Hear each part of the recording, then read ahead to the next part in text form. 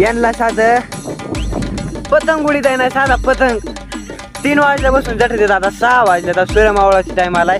ह्या का गुरं घेऊन जायचे घरी आणि घरी जायचं ना. सगळा व्हिडिओ युट्यूबवर येऊ गाईज.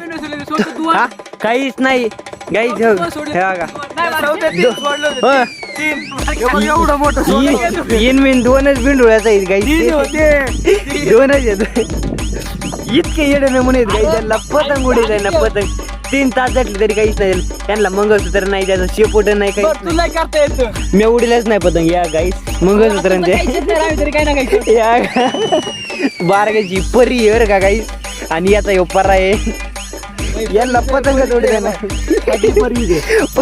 परी फाटली.